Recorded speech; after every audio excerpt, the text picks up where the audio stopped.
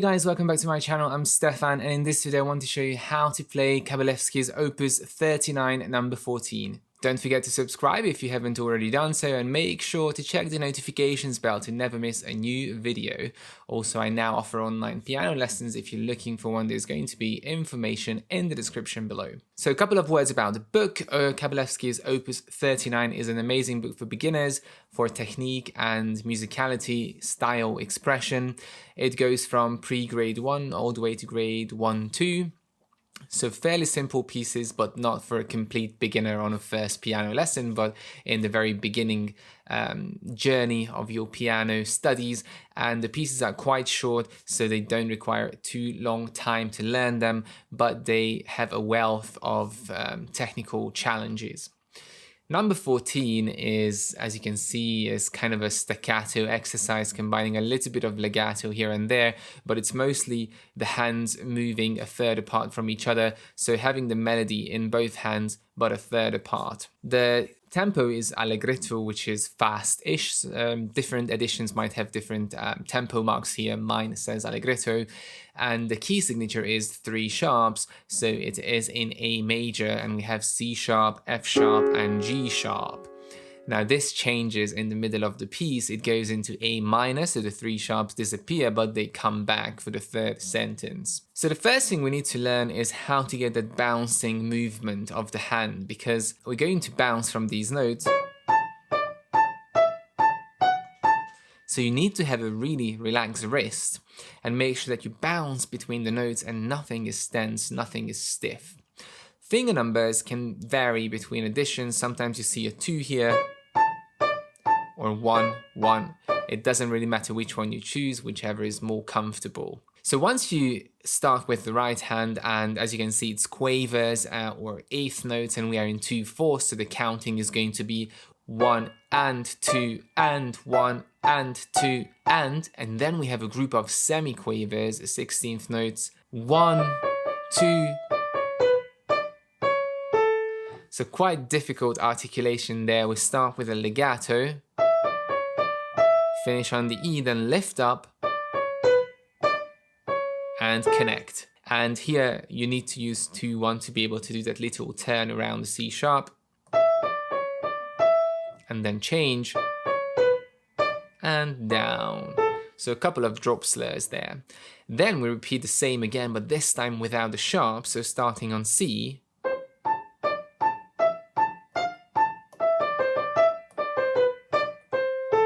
So the exact same melody, but this time without the sharps. And here it says piano, so the beginning was loud, and the minor part is going to be quiet. Now, when you play these staccatos, again, not just bouncy, but also very kind of light staccatos, almost finger staccato, as opposed to a heavy forearm or wrist staccato, which you couldn't really do on these notes anyway. So just like flicking the notes. And then we come back to our C sharp,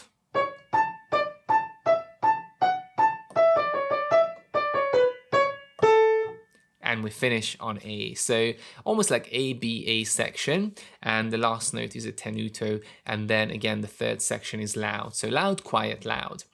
The left hand has the same rhythm, but it doesn't have the semi-quavers, so we start in the A position, A and E, and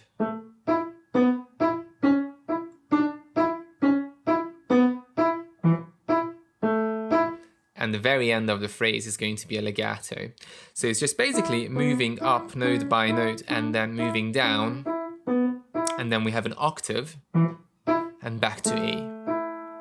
And the second time is the same in the B section, but without the C sharp.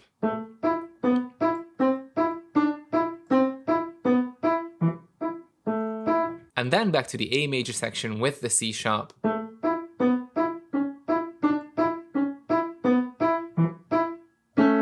And finishing on a C sharp, a little third. So very simple hands separately. The most important thing is to get those staccatos crisp and clear.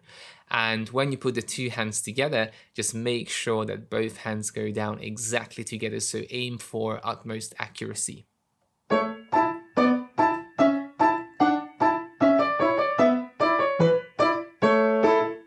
As opposed to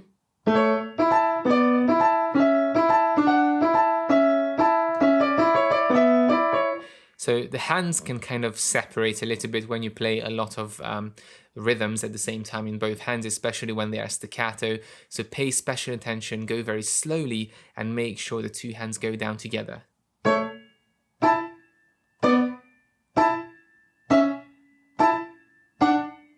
So slowly bouncing accuracy. And when you have the semiquavers, the left hand is playing one quaver for two semiquavers, but it's staccato while the right hand is legato, so it's a bit challenging.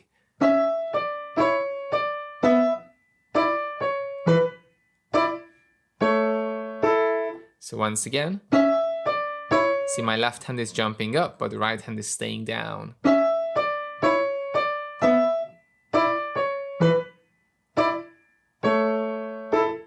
And when you go to the minor section, just go nice and quiet.